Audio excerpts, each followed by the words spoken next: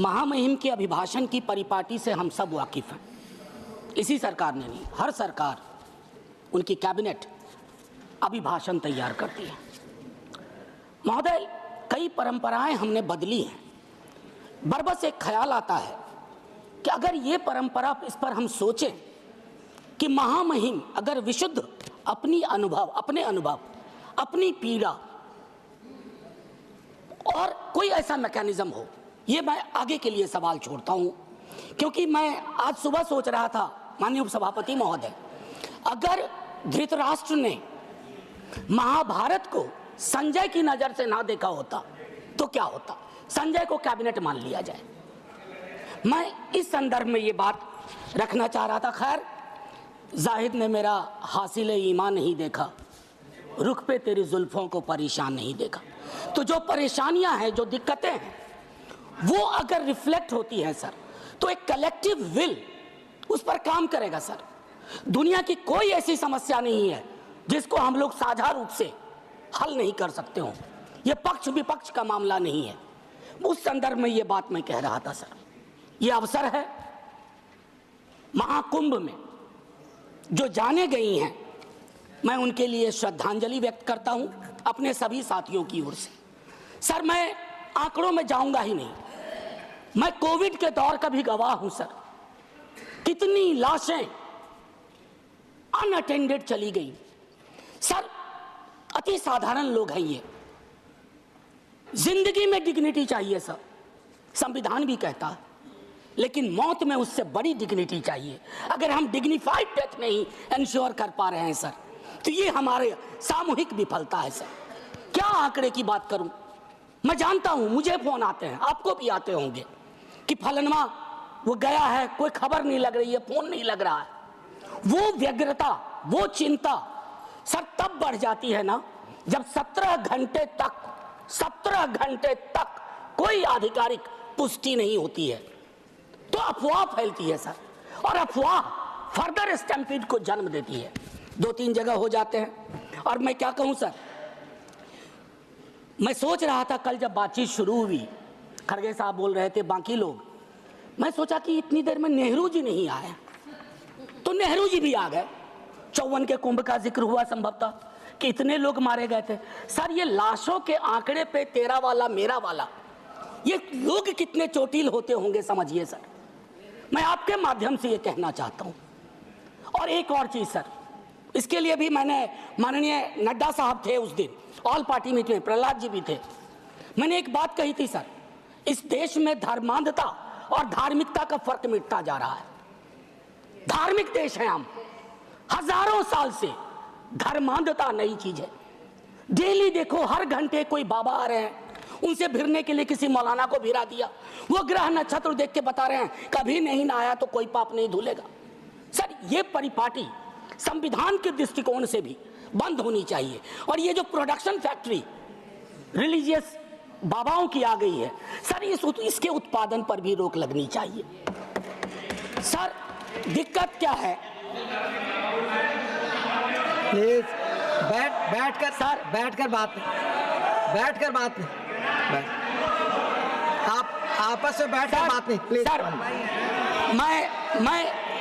मैंने उसके कहा था कि हर धर्म के अंदर इस तरह के सुपरस्टिशन जन्म हो रहे हैं। और मैं एक और बात कहता हूं सर, ईश्वर को क्यों ठग रहे हैं? वीवीआईपी दर्शन, ईश्वर के समक्ष भी ये बात होगी कि एक जनसाधारण का दर्शन, एक वीवीआईपी दर्शन। सर, ये संविधान सबसे मजबूत चीज है। पॉलिटिकल पार्टीज कलेक्टिव विल है।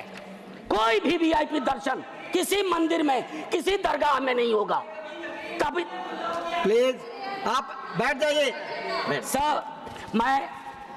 मैं सिर्फ इतना कहना चाहता हूं सर कि माननीय महामहिम ने एक बात रखी कि सरकार के निर्णयों से गरीब, मध्यम वर्ग, युवा, महिलाओं, किसानों को सर्वोच्च प्राथमिकता मिलती है। सर, अगर ये सच होता तो मैं ये सवाल नहीं उठाता। आंकड़े तो हमें उपलब्ध ही नहीं हो पा रहे हैं सर, सेंसस ही नहीं हो रहा, तो बाकी छोड़ दीजिए। हम कास्ट सेंसस की बात करते हैं, यहाँ सेंसस का एलोकेशन ही देख करके चिंता में पड़ गए हैं कि आखिर कौन सी चिंता है। सर, ये आंकड़े चिंता का विषय है सर। किसान प्राथमिकता में है और किसान से संवाद नहीं है।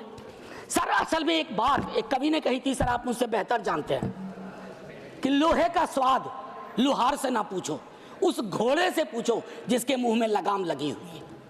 ये हम पूछना भूल गए हैं। सर मैं एक महत्वपूर्ण मुद्दा जो मैंने ऑल पार्टी मीट में भी कहा था, आय की घोर असमानता, ये हमको आपको आने वाले वर्षों में और परेशान करेगी।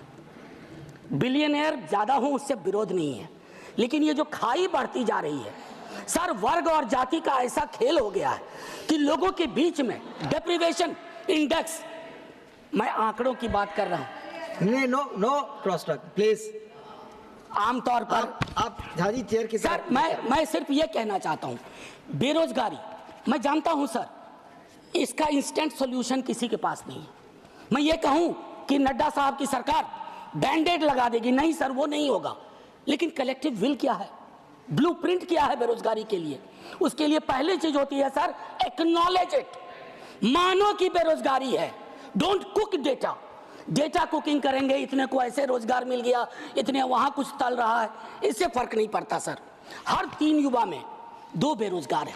और नतीजे में देखिए सर, एक हमारे यहाँ संस्था है बिहार में जो परीक्षाएं कंडक्ट करती हैं उच्च पदों की, सर उसका करिकुलम वाइटे कहता है कि बीते कुछ वर्षों में कोई भी परीक्षा बिना रिगिंग के नहीं हुई है, और अगर आप वहां जाकर के न्याय मांगो तो आप पे लाठी चार्ज होता है। तो युवाओं का कौन सा देश हम दे रहे हैं सर? एक ऐसा देश जिसमें वो अपनी मांगों के लिए सड़कों पे ना आए, और लेजिटिमेट मांग सर, कोई गलत मांग नहीं। सर मेरे रेलवे मिनिस्टर साहब के रेफरेंस से बहुत सारी ट्रेनों का जिक्र किया, वंदे भारत, अमृत भारत, नमो भारत, मुझे कोई गुरेज नहीं। नीरज भाई ने कल अच्छी एक बात कही थी, हम और नीरज भाई वैशाली एक्सप्रेस में एक बार मिले थे, ये बस्ती से चढ़े थे संभवतः, मैं सहरसा से था। सर मैं चाहूंगा कि वो जो पुरानी एक्सप्रेस और पैसेंजर ट्रेन्स हैं जो इस देश के 88-90% कैरेज को ले जाती है, लोगों को ले जाती है, उनकी क्या हालत, उनकी हालत अगर देख लें। और मैं तो कहूंगा माननीय रेल मंत्री जी से आपके माध्यम से औचक निरीक्षण करें, लेकिन भेष बदल के, मुरेठा उरेठा बांध लें, दाढ़ी बढ़ा लें, ताकि लगे नहीं कि ये वही व्यक्ति हैं, और फिर देखें कि अद्यतन स्थिति क्या है सर। सर पेज नंबर 25 में माननीय महामहिम कहती हैं वामपंथी उग्रवाद से प्रभावित जिले कम हो रहे हैं, बड़ी खुशी की बात है, लेकिन एक दक्षिणपंथी उग्रवाद भी है, एक दक्षिणपंथी अतिवाद भी है, और जिसके अंदर संभावना होती है कि वो छद्म राष्ट्रवाद का रूप ले लेता है। उसके बारे में हम क्या सोच रहे हैं, ये भी सर तय करना होगा, अन्यथा संविधान के मूल्य, ये सारी चीजें खारिज हो जाएंगी। सर पेज नंबर 27 पे पैरा 31 महामहिम कहती हैं 144 करोड़ आबादी के क्षेत्र हैं, भिन्न भिन्न राज्य हैं, भिन्न भिन्न आबादी में भिन्न भिन्न क्षेत्र हैं, भिन्न भिन्न भाषाएं हैं। मेरी समझ में नहीं आया कि हमने रिलीजन को, धर्म को ओमिट क्यों किया इसमें। हम भिन्न भिन्न धर्म के भी देश हैं, और ये हिंदुस्तान की खूबसूरती है, भारतवर्ष की खूबसूरती है कि दुनिया का कोई ऐसा धर्म नहीं है जो हमारे यहाँ ना हो, और पारस्परिक मेल जोल का एक लंबा इतिहास रहा है। हम दुनिया को सीख दे सकते हैं, हम दुनिया को सीख दे सकते हैं कि let's learn from pluralism from us, peaceful coexistence. हालांकि हाल के दिनों में हमने वो लर्निंग का जो मॉड्यूल है उसको खराब कर दिया है। सर हाल के दिनों में एक और चिंता का विषय रहा था जो मैं आपको कहूं, इससे पहले कि मैं एक बात कहूं, सर मैं हिंदू हूं, लेकिन मैं चाहूंगा कि मेरे धर्म में, बाकी धर्म के लिए भी अपील करूंगा, लेकिन अपने धर्म में भी फर्क आए चीजों को देखने में। सर ये किताब है, अगर आप कहेंगे तो मैं गिफ्ट करूंगा नड्डा साहब को। Thank you Gandhi. ये कृष्ण कुमार जी ने लिखी है, मेरे सीनियर थे, शिक्षक भी थे दिल्ली विश्वविद्यालय में, एनसीईआरटी के चेयरमैन रहे, अभी रिटायर्ड लाइफ जी रहे हैं। उनका एक दोस्त था मुन्ना, ब्यूरोक्रेट था मध्य प्रदेश का, he died an unfortunate death during Covid. उसकी डायरी के पन्नों से यह किताब बनी है, कृष्ण कुमार जी ने यह किताब ली। क्या कहते हैं सर पता है, कलेक्टिव गिल्ट का एक्सप्रेशन हमारे धर्म में कम रहा। औरतों के साथ क्या क्या नहीं हुआ, कलेक्टिव गिल्ट नहीं। जातियों में देखिए किस तरह का व्यवहार रहा, कलेक्टिव गिल्ट नहीं। गांधी की हत्या के बाद कलेक्टिव गिल्ट का अभाव रहा। उस संदर्भ में यह किताब है। मैं ऐसे ही नहीं कह रहा हूं, मैं गिफ्ट करूंगा लिख करके माननीय नेता सदन को। बड़ा गडमड हो रहा है। अगर देखें महामहिम के भाषण में अभी हाल के दिनों में चर्चा हुई कि स्टेट, सर पॉलिटिकल लाइफ में विरोध करना तो इनकी नीतियों का शुरू किया था विद्यार्थी के रूप में। तो हम कहते थे Indian state oppressive state, Indian state down down, लेकिन हम फर्क जानते थे राज्य और राष्ट्र का। हाल के दिनों में एक बयान आया नेता प्रतिपक्ष का, उसके बाद शुरू हो गया कि राष्ट्र को कहा नहीं भाई।